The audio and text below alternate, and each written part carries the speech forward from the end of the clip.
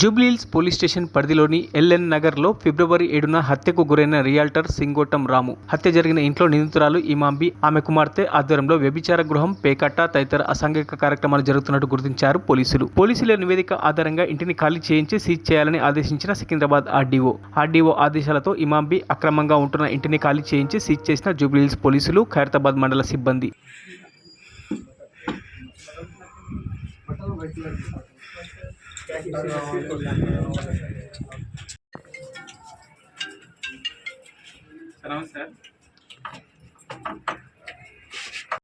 ఇక్కడికి రావడానికి గల కారణం ఏంటంటే ఇక్కడ ఫిబ్రవరి 7వ తారీఖు రోజు పుట్టారామ అనే వ్యక్తి హత్య గావించబడినారు.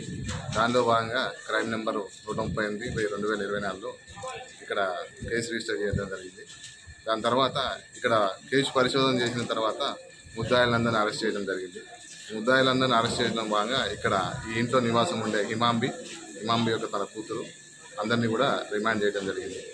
తర్వాత ఇక్కడ ఇల్లీగల్ యాక్టివిటీస్ ప్రాస్టిట్యూషన్ జరుగుతున్న ఉద్దేశంతో ఒక రిప్రజెంటేషన్ ప్లస్ ఏదైతే కేసు పూర్వపరాలను బట్టేసి ఒక రిపోర్ట్ని మేము కన్సర్న్డ్ ఆర్డీఓ గారికి పంపించడం జరిగింది. పంపించిన తర్వాత పూర్తిగా పూర్వపరాలు ఇంటి యొక్క ఓనర్ యొక్క స్టేట్మెంటు ప్లస్ పోలీసు యొక్క పరిశోధన వివరాలు అన్నీ తెలుసుకున్న తర్వాత సీజింగ్ ఆర్డర్ ఇవ్వన్నారు. సీజింగ్ ఆర్డర్ ఇచ్చినారు. దీంట్లో ఈ బిల్డింగ్ మొత్తం సీజింగ్ ఆర్డర్ ఇచ్చినారు.